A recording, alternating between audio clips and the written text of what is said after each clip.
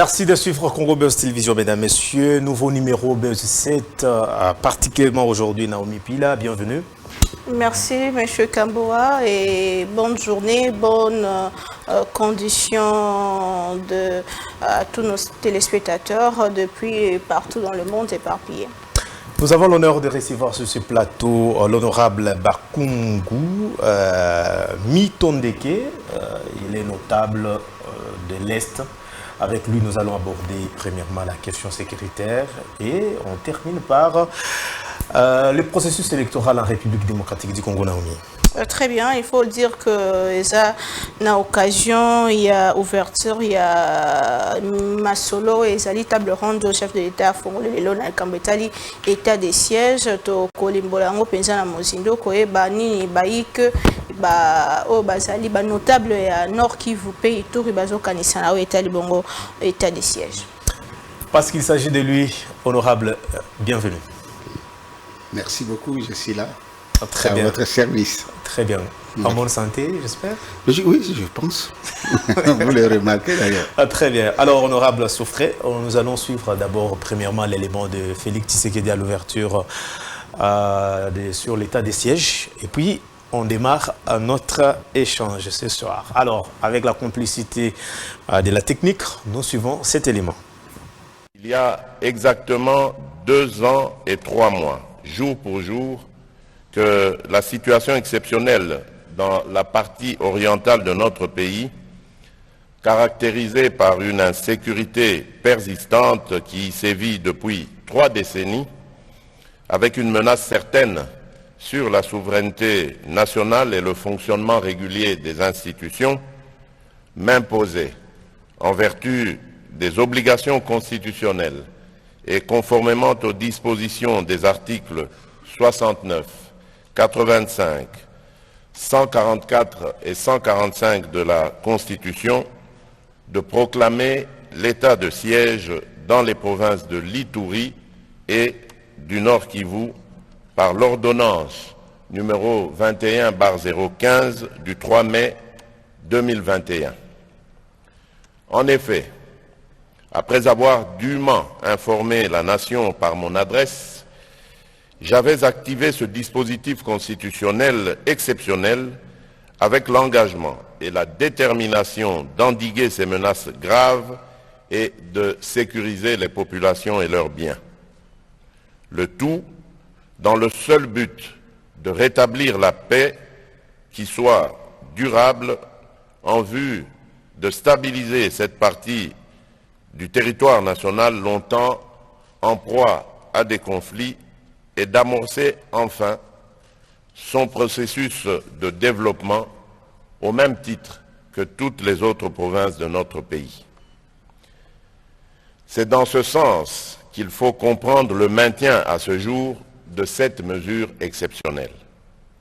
Ceci notamment à travers ces prorogations successives et les missions d'itinérance initiées en collaboration avec le gouvernement, comme l'a dit M. le Premier ministre, s'inscrivant dans une perspective de consolider les acquis des opérations militaires et de poursuivre les actions d'envergure engagées en vue de mettre fin au terrorisme et de restaurer l'autorité de l'État dans nos provinces.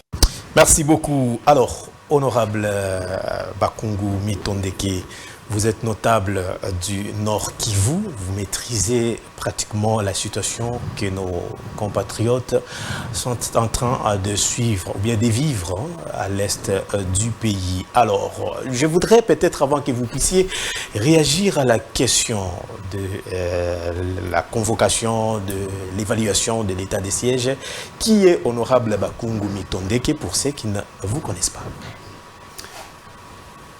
Je réponds au nom de Bakungu Mitondeke. Très bien. Je suis un ancien parlementaire. J'ai été élu à 87, député de Massissi. Okay. En 2006, celui de Goma. Et en 2011, d'ailleurs, j'étais encore élu à Massissi. J'ai été plusieurs fois dans le Parlement de transition. J'ai été vice-gouverneur de la province du Nord Kivu. Donc vraiment, c'est un connaisseur que je suis devant vous. Une situation que je connais très bien. Vous savez que le Nord Kivu avait connu une conférence de paix. C'était en 2009. Et vous vous rappelez comment il y a un accord qui, jusqu'aujourd'hui, nous colle à la peau. C'est l'accord du 23 mars. Et ces noms-là vous dit quelque chose parce qu'il y a un mouvement qui se dit M23 et il se rapporte à cette date-là. Alors que le M23 n'a jamais été signataire de cet accord. C'était une affaire du gouvernement et du CNDP. Moi, je faisais partie des conférenciers, donc des personnes qui étaient... Et dans tous les travaux, nous avions été témoins des signatures, mais jamais on avait vu l'accord du 23 mars qui concernait le mouvement, le mouvement du CNDP avec le gouvernement congolais. Donc c'est une histoire qu'on avait inventée, qu'on avait fait derrière notre dos. Et c'est pourquoi moi, souvent, vraiment, je suis très méfiant de ce genre de rencontres. Les gens viennent, vous ne savez pas ce qui est boutiqué, mais en fait de compte, on vous prend pour des témoins. Et c'est là où, même avec les assises actuelles, moi je sais que nous pouvons faire confiance au président de la République. C'était nationaliste, un enfant du pays. Nous savons que l'ancien régime, moi d'ailleurs, j'en ai été victime. C'était là d'ailleurs ma question, les raisons valables de votre exil, c'était quoi? Oui. Donc, moi j'étais, comme je vous dis, député national. J'avais mes immunités et j'ai parlé pour défendre la population. Et chaque fois quand je voyais les choses arriver, je disais aux gens que non, il y a quelque chose qui ne va pas. C'est notamment cette conférence de paix de Goma, où j'avais été même pris à partie par ceux qui étaient avec moi pour dire que non, toi tu t'opposes toujours aux choses. Moi je savais que cette conférence allait nous créer des problèmes très sérieux. Et aujourd'hui on est en train de les vivre. Même si le M23 avait été défait par notre regretté héros Mamadou Ndala, mais aujourd'hui c'était revenu. Pourquoi? Parce que il y a des accords encore secrets qui étaient signés. D'ailleurs, à l'époque, c'était le ministre des Affaires étrangères de l'époque, Tshibanda, Raymond Tshibanda, qui signait ce genre d'accords. Et aujourd'hui, ça nous colle le pied. Pourquoi?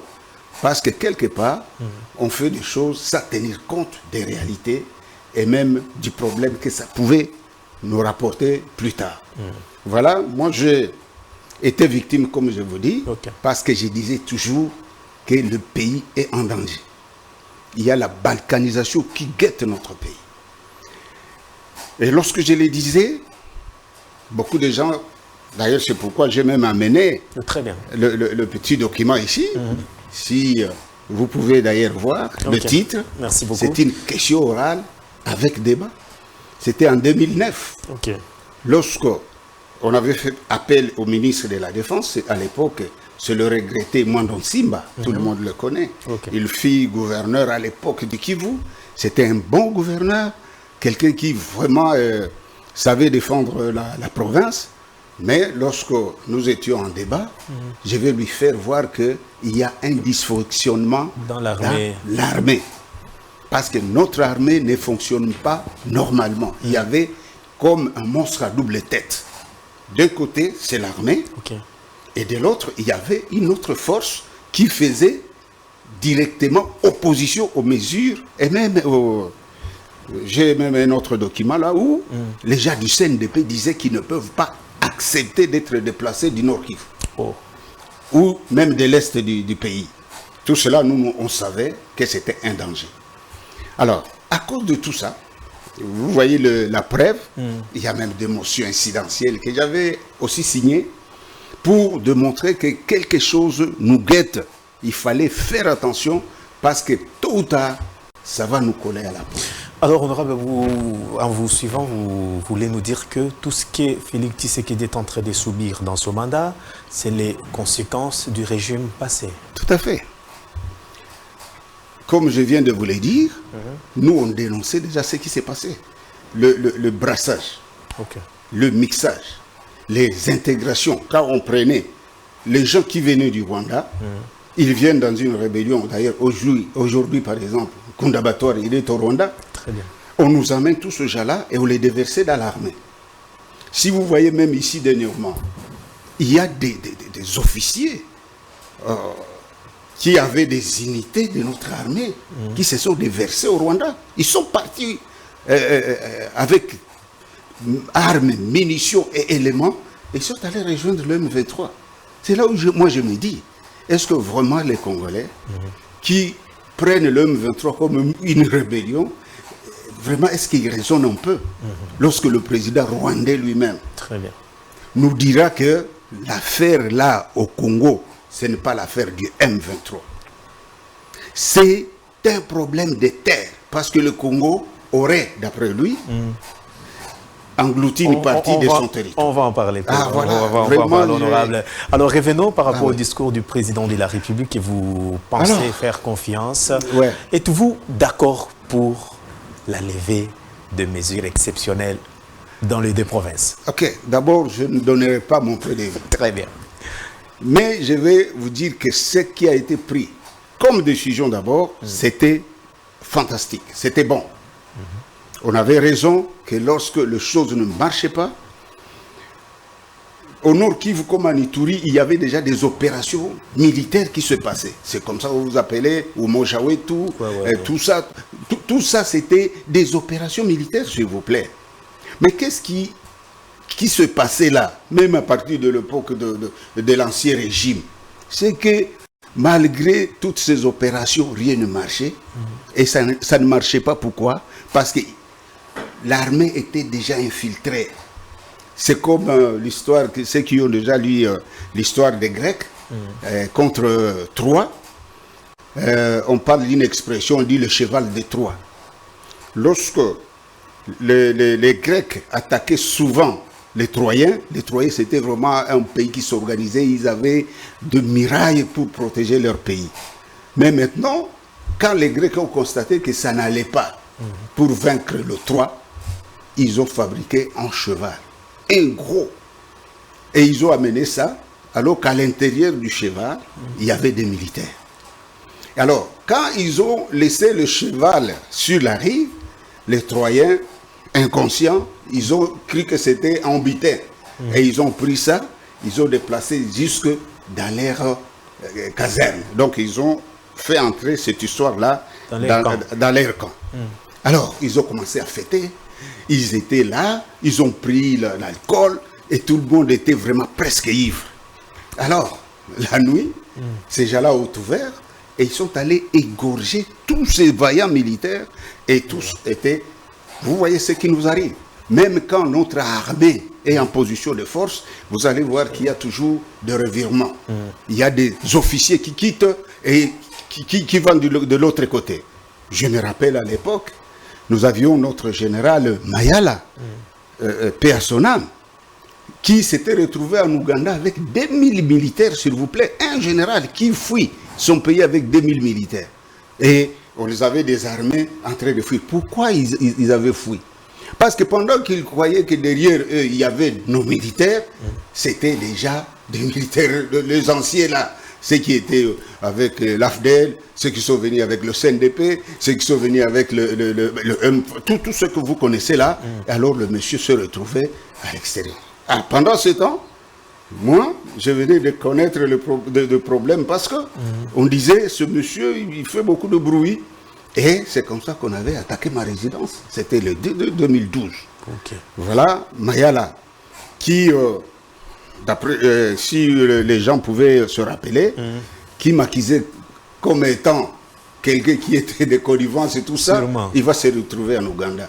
Dernièrement, ici, malheureusement, lorsque je suis revenu de l'exil, j'ai appris que lui, il était mort Alors j'avais beaucoup regretté. Vraiment. Je voulais qu'à un certain moment, je lui dise, papa, qu'est-ce que je vous dis? Vraiment. Je rappelle, Naomi Pila, que l'honorable est cadre des AFDC. Ah oui. Très important. Oui, allez-y. honorable Bakungu, au Tiko Betamo Lisolo, ceux qui tozo vivre lelo et ça pour na makambo salama dans le passé solo paysa depuis beaucoup continuer na bokondi Félix Tshisekedi a s'engagé qui aussi sa bitumba est. Est-ce que ezala qui erreur pour na ko se prononcer na sens wana et uta bandi ba décision na ye et état de siège ko bengisa EAC ko kene na SADC pe bongo na bongo ndeni bino ba ya nord qui bozo juger yango na bosolo penza. En tout cas, l'Ikambouana vraiment bisopé, toujours le président de la République avait pris à Zouaki décision à Kitoko pour l'état des sièges. Mais quelque chose, et là, comme il y a bien été pour Nani. Parce que le président de la République, ça qui est que dans 3 mois, nous allons dans 30 jours, nous allons terminer cette guerre. Puisque ceux qui ont péssimisé soda, en tout cas, Makamonio soit possible. Et le président était enthousiaste. Comment voulez-vous que vous avez votre armée? Les gens vous disent que nous, dans 30 jours, nous allons finir la guerre. Vous pouvez hésiter à ne pas faire ça. Voilà, le président a accepté, mais nous avions constaté que rien ne marchait. Mais moi, je sais pourquoi ça ne marchait pas.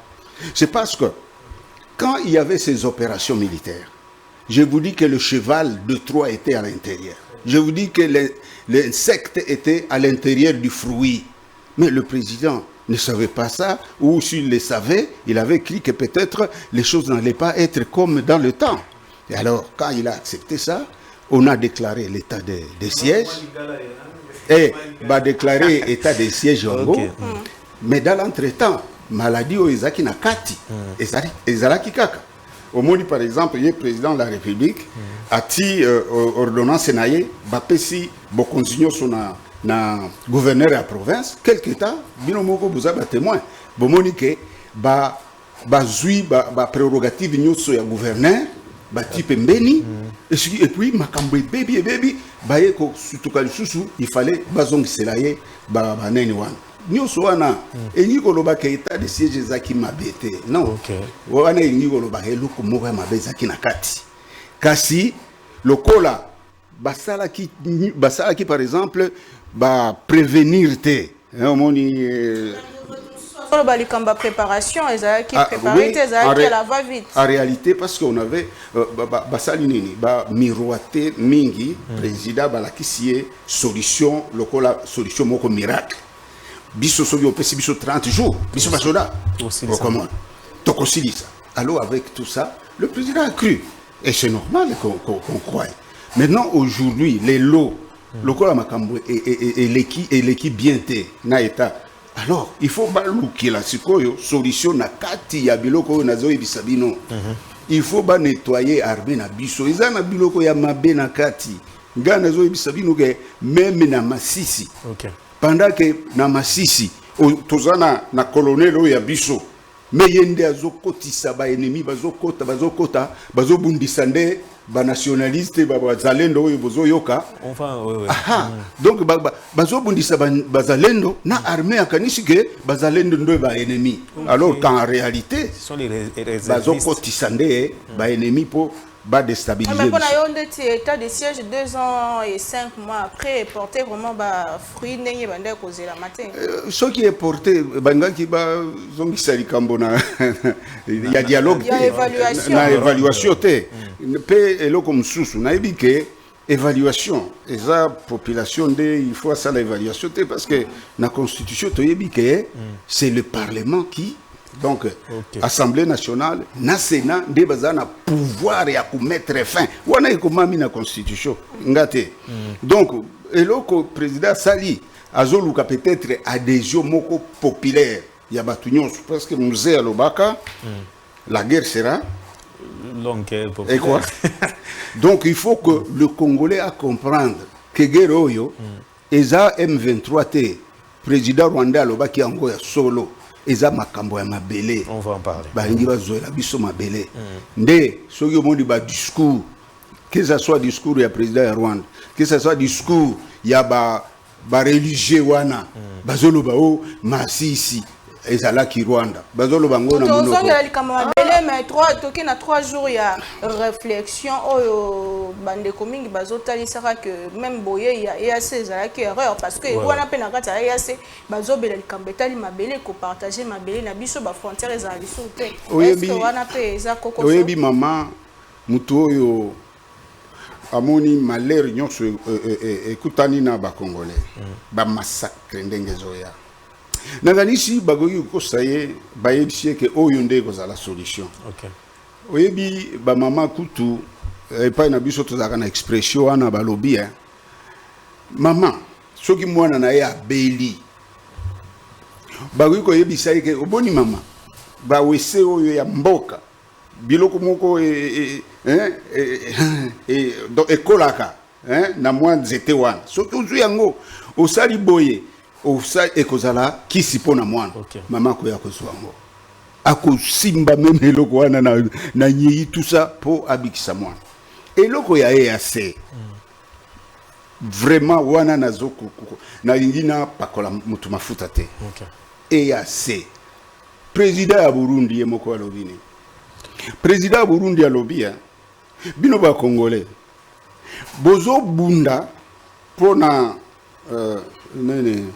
l'orange pona pona lilala ya oyo ya sukila eza na nini ya kitoko mais yo kanisi soki obengi mususu aya kokabolola bino ye akoza na posa ya lilala wana te voilà président ya Burundi wana nyonso po ya koyebisa biso batu nyonso wana bazotala kaka miso na Congo soki omoni par exemple matière première ndenge balukaka yango ndenge bazwaka yango nazoyebisa bino nga nazalaki vice gouverneur na Nord Kivu très bien nasali intérim kaka mibale parce que bazali kobanga soki nasali intérim ekozala somme na intérim mibale kaka wana nazwi bafraudeur nyonso nazwi mituka na tina na gouvernorat allez il faut s'expliquer allez nazwi ezaki bandi omoni bato ya insécurité ndenge bozoyoka Goma insécurité banani bazaki kosala insécurité jour na sali intérim na yokani na bakomanda ya sécurité na lobi lelo il faut bozwelanga babandi nyonso je vous assure bazwi babandi parmi lesquels na ere ya échange ya batir bagarde de corps ya bakonzi moko boye bazaki bakufi déjà na ere bamoni soda wana akufi boye ba se précipiter bo basala ni ba kundaye kaka directement parce que ceux qui monanaki garde de corps ya tel aza boye alors wana ilinga qui peut sa somme je vous dis il y a beaucoup de secrets moi je suis vice-gouverneur pendant ce temps nani province na biso ezaki menacé à partir de Kabanyabayonga ezaki menacé à partir ya Kalehe côté ya Numbi kuna mais banani bazaki ko sala tout po Bukavu lokola tozaki na mon Dieu personnel vraiment ndeko na biso Mbusa Mabe yende azaki commandant à Bukavu on collaborait et je ne sais pas comment il était très content pour que tout ça là Batouana ou lié ba évoluer, tous qui bloqué bango. Ti réunification yeko comme on a. Mais qui a reconnu ce que nous avions? Il y a l'honorable président de l'Assemblée nationale, Christophe Mbosso, qui a dit aux députés, à ses collègues, sortez des groupes armés. Nous avons dit Kino Lelo, ils ont des compatriotes congolais au bazar. Nakanishi Bomonaki déjà bango. Procès à Mangachuchu par exemple. Ceux qui ont moni Mangachuchu moko azaki ko akize député mususu boye ya nini ceux qui na ebisi bino lelo ba image ezali ministre ya intérieur a signé arrêté pour remplacer chef ya secteur.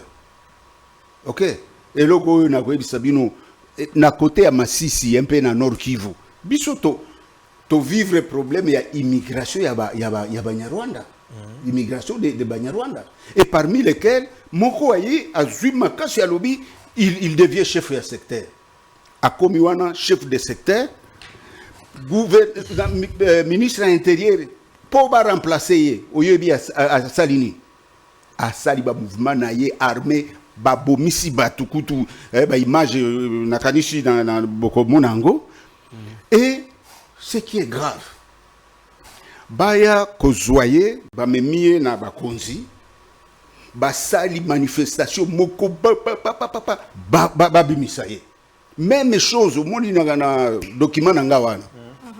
Je dénonce, si vous voyez les points qui sont là derrière là, les 4 points. Encore, tournez la page.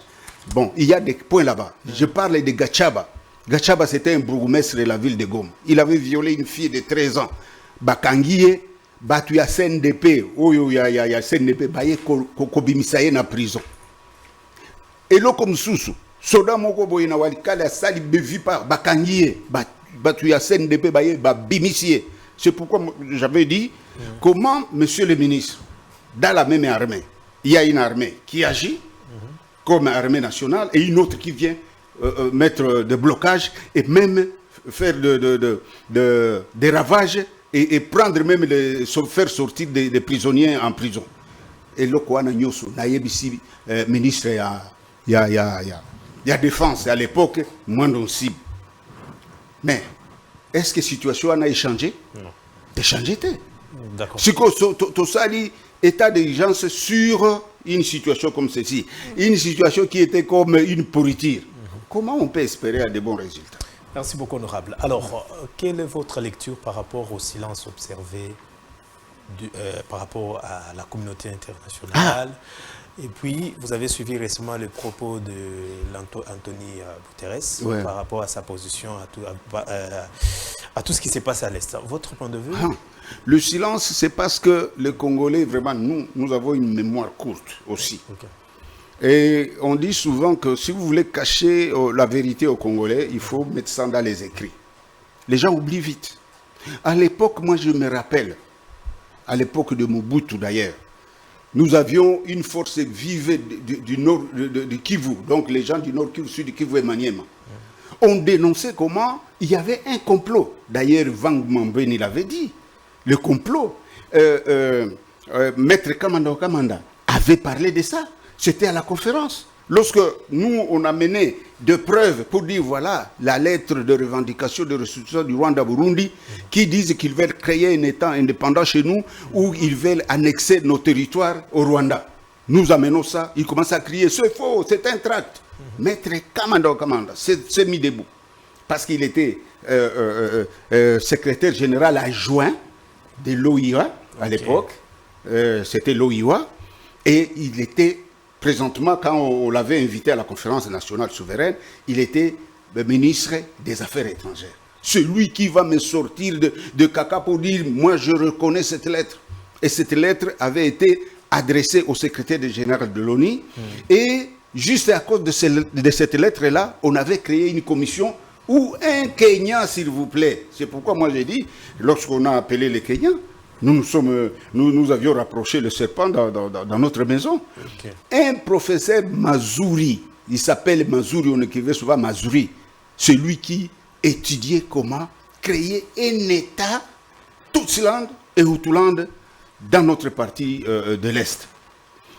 Ça, nous le savions.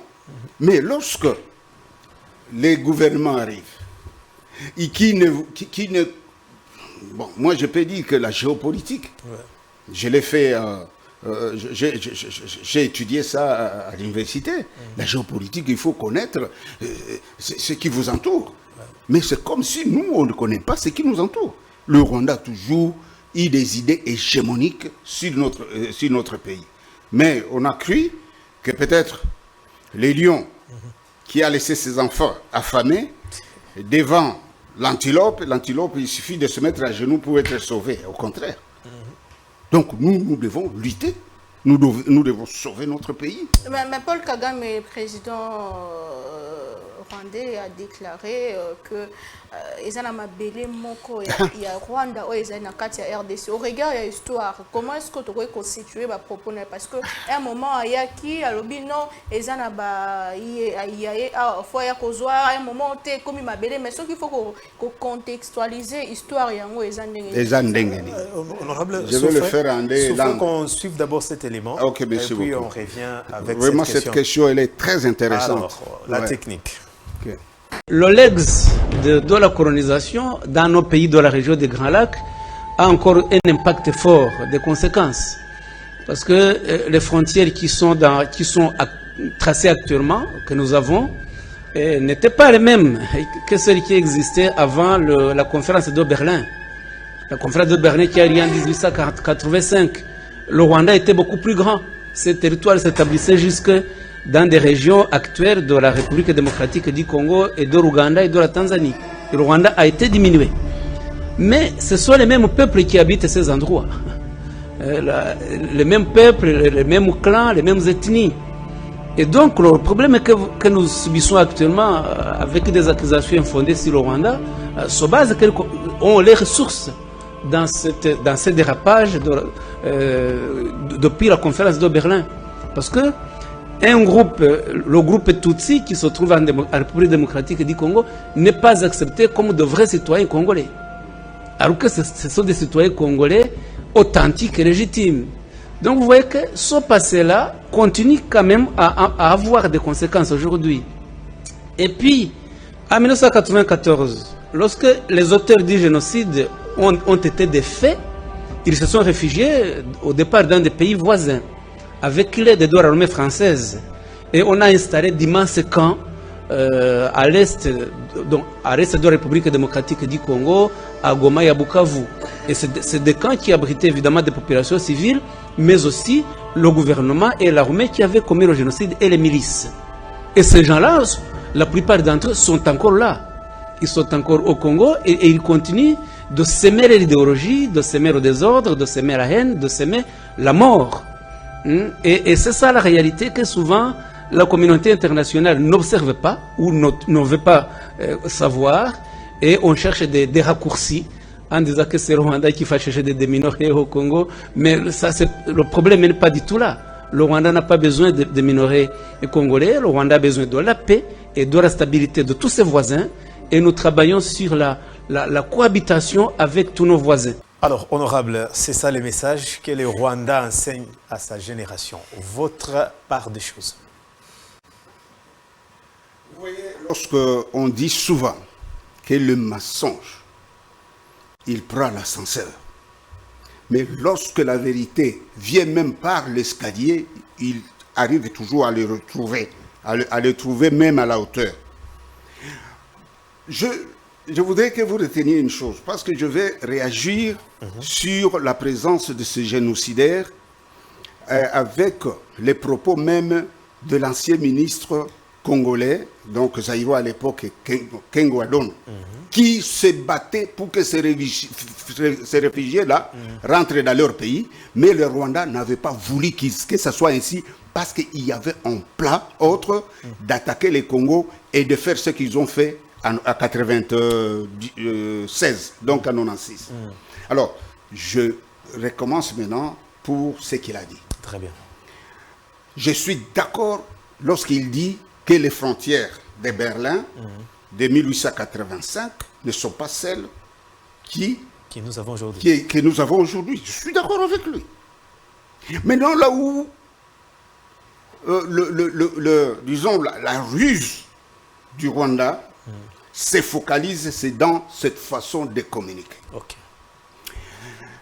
Nous sommes, et d'ailleurs, je prends à témoin les Belges et l'État congolais, lorsqu'il s'était, quand il s'agit de ce genre de déclarations, moi je suis peiné. Okay. Parce que c'est le Congo qui devrait répondre. Et puisque le Congo, disons les autorités congolaises, des fois, ignorent toute la réalité, ils croient que le Rwanda a raison. Et ils commencent à se prosterner, à aller signer des accords inutiles. Okay. Alors qu'il y a des hommes qui connaissent l'histoire de ce pays. Et je vais vous démontrer cela. Allez-y. Alors, nous sommes en 1910.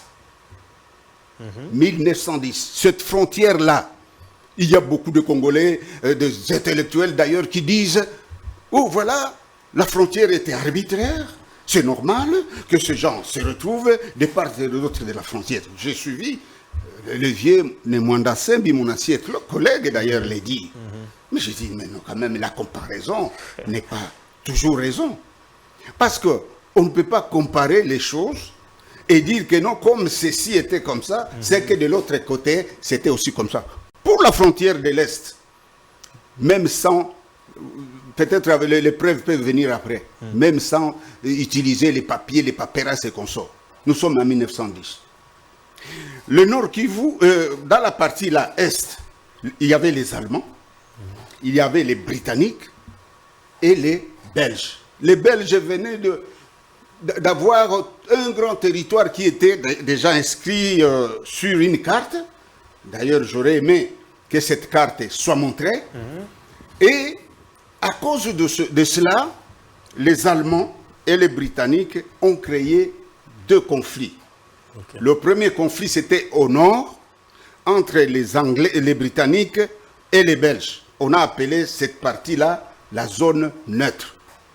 Donc, c'était une zone qui appartenait au Congo sur le plan théorique, mais sur le plan juridique, c'était un territoire neutre. C'est la carte? Ah oui, merci beaucoup. Là, c'est la carte. Maintenant, il y a une autre carte là de l'État indépendant du Congo.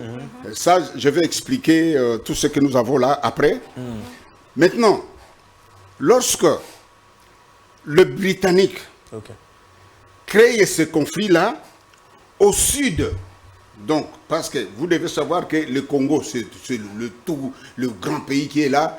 Il y a les appendices, il y a une partie là, c'est l'Ouganda, l'autre c'est le Rwanda. Et avant, ce n'était pas le Rwanda seul, c'était le Rwanda-Urundi. C'était un territoire sous mandat de la Société des Nations, parce qu'après la défaite de l'Allemagne, on avait confié la gouvernance, donc l'administration du Rwanda-Urundi à la Belgique. Mais la Belgique n'était pas le pays colonisateur du Rwanda-Urundi. Mais non, lorsque le Rwandais crée aussi leurs problèmes, on va considérer que tout le conflit que le Rwanda avait amené, on avait circonscrit un territoire qu'on avait appelé territoire du contesté. Territoire du contesté. Hein? Mais non, vous avez un territoire, une zone neutre au-dessus, et vous avez le territoire contesté au sud.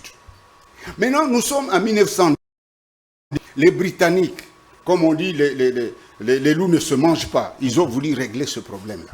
Alors, les Britanniques, les Belges et les Allemands se sont retrouvés à Bruxelles sous la direction du Premier ministre belge.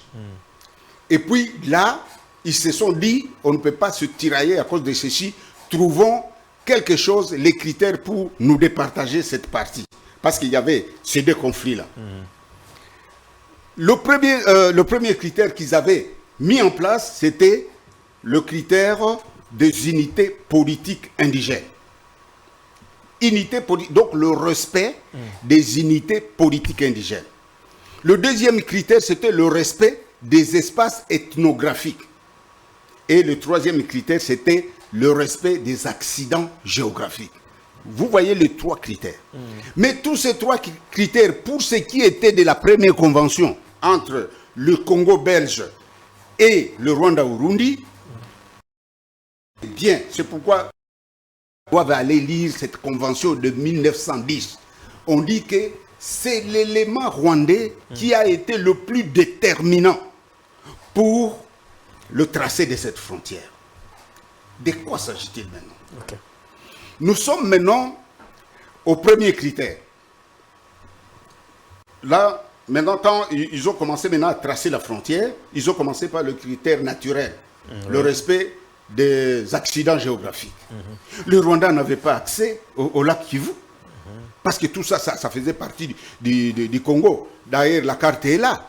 Vous voyez la ligne verticale là, la partie là au-dessus. Et vous prenez la ligne oblique. C'était ça, les limites de l'État indépendant du Congo. Et IC. Il y a 3 couleurs, il faut il y a 3 préciser. Il y a le Je bleu, sais pas si... le rouge et puis... il y a le noir, c'était de l'État indépendant du Congo. Ça, je serai sincère avec vous, c'est moi qui avait mis la couleur pour distinguer les 3, tout ça.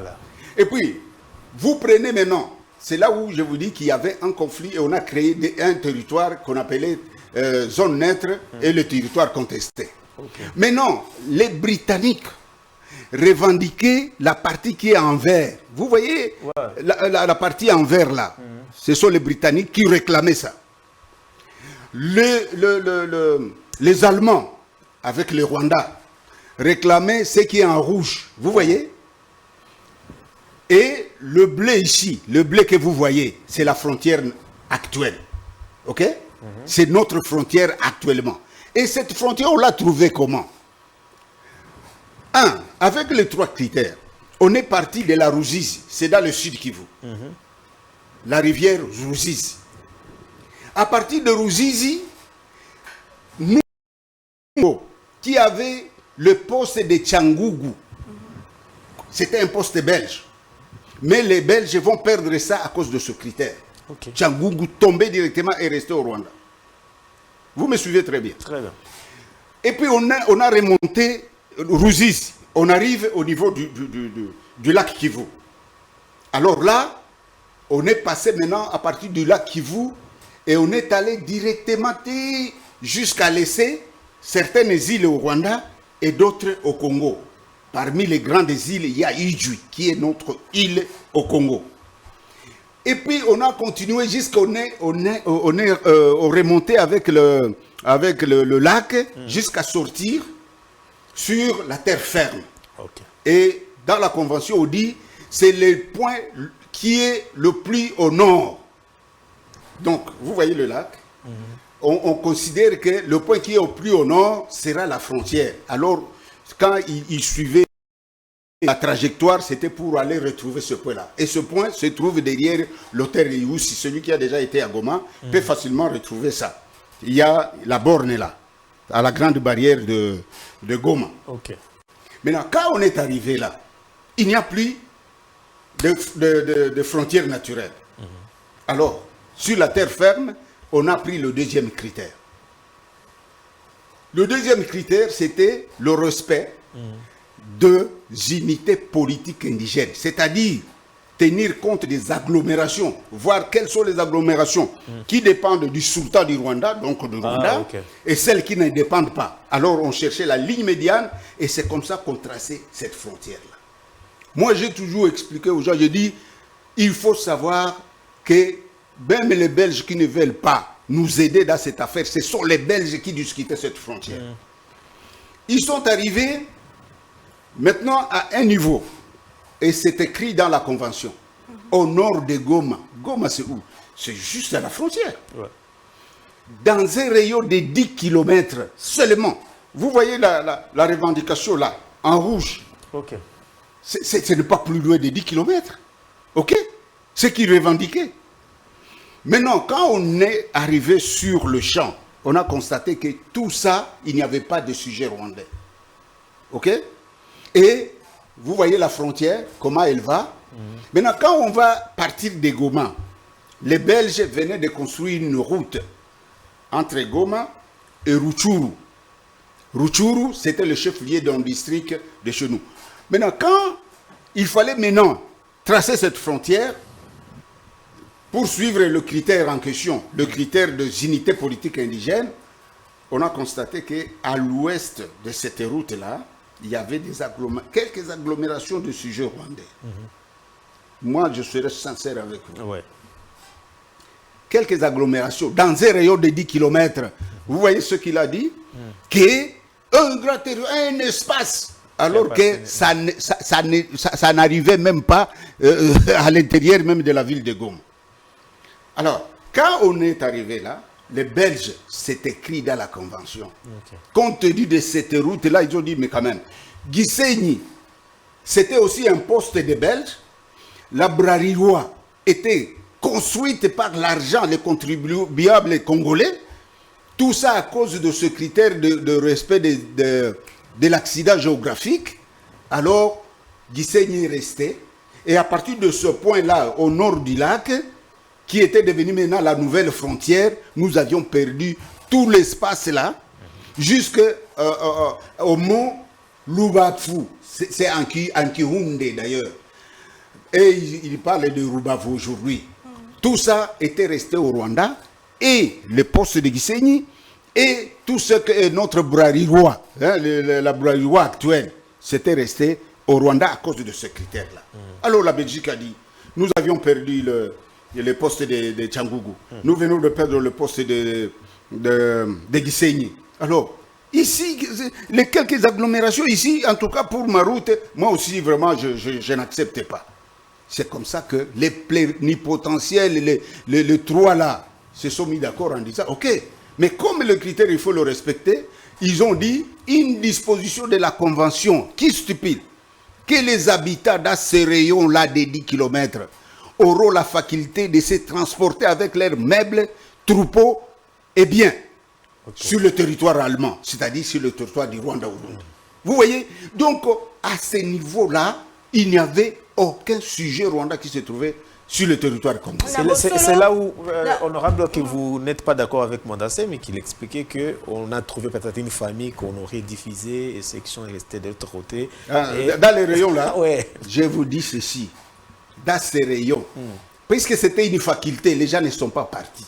Okay. C'est pourquoi vous verrez par exemple, dans les Nyiragongo actuels, territoire de Nyiragongo, tout près de Goma, vous avez les Tutsis là-dedans, ouais. Vous avez les Hutus là-dedans, et vous avez les Houndé là-dedans.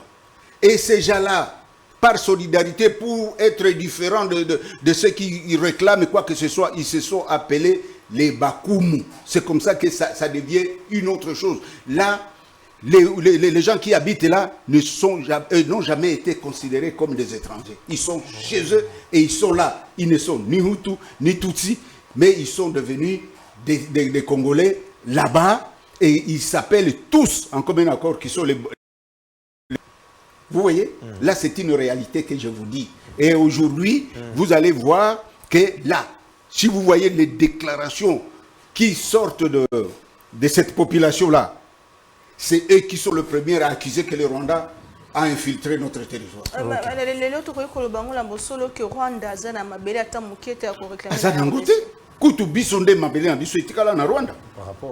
Et par rapport à ça, et je vous dis que les Gisenyi là, c'était tout ça, c'était le territoire de Baoundé.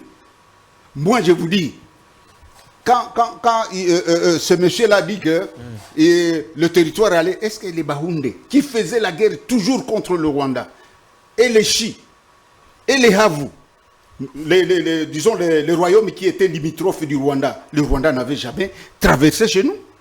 Parce que c'était toujours la guerre.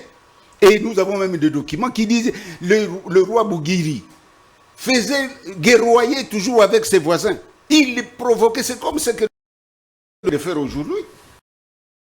Mais plus de décennies, il y a Bitumba, Rwanda a agressé RDC, ni besoin de ça pour maintenir qui m'a pu combattre la frontière. Bon, d'abord, elle a libéré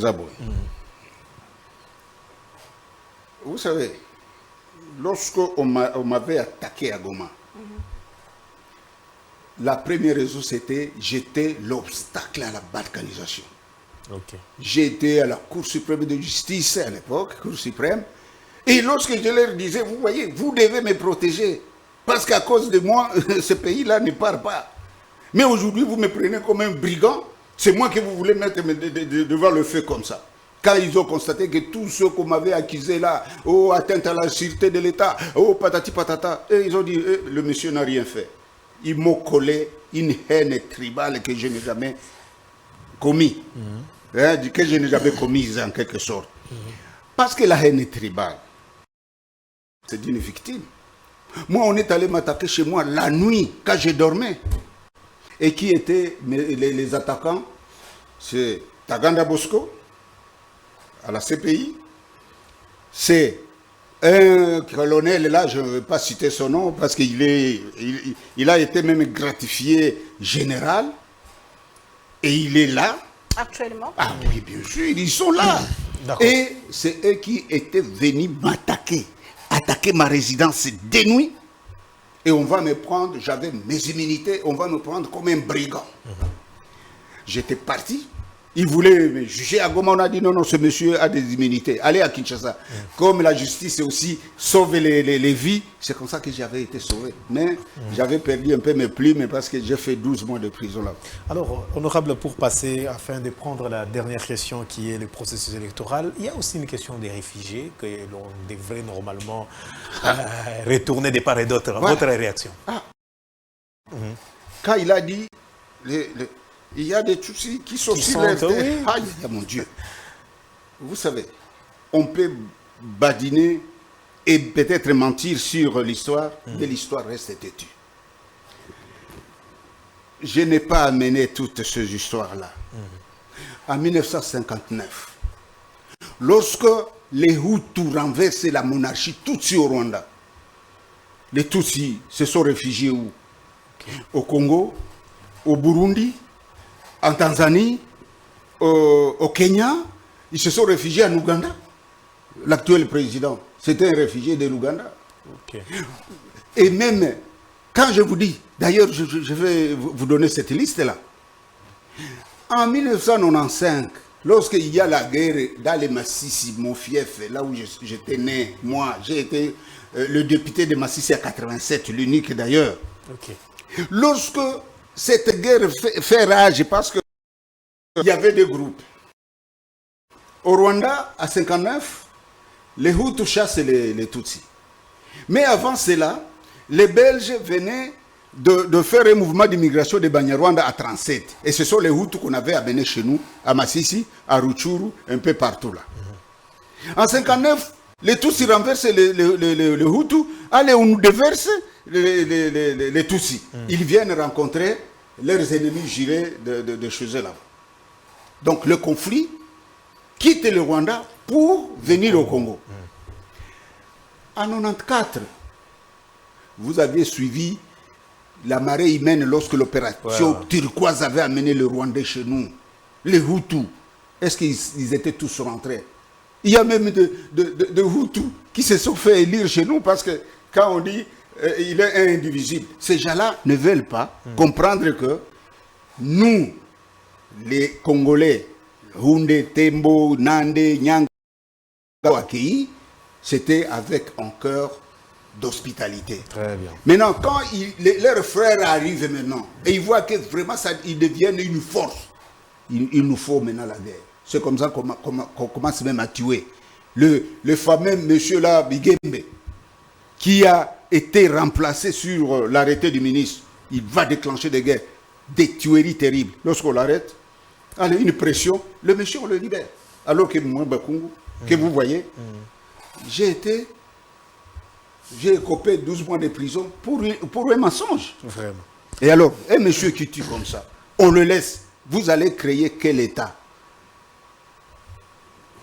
Alors, que la question électorale honorable entre terminer la guerre et organiser l'élection, votre point de vue? Mon point de vue, moi je pense souvent, on dit, bon, on peut faire des élections même dans des autres troubles. Oh. Ah, souvent on dit ça. À mon avis, je pense que l'opposition nous rend aussi de mauvais services. Ok. Au lieu que l'opposition se mette à comprendre, à dire que notre pays est en danger parce qu'il y a un pays qui veut nous balkaniser le pays et se concentrer sur ça d'abord, que vous aimiez le président actuel ou non, vous vous battez d'abord pour ça. Mais lorsqu'on a dit, monsieur, tu veux glisser, allez, allez, mais comment il va faire? Il va faire des élections dans n'importe quelle condition. C'est pourquoi moi j'ai dit, élection ou pas, combien d'élections nous avions déjà eues et la paix n'est pas revenue dans le pays? Donc pour vous, Maponomi, Zali Penza na esika te ceux qui viennent journaliste idée yo lobi pona yo donc pona ngana ni na lobabo. Ok.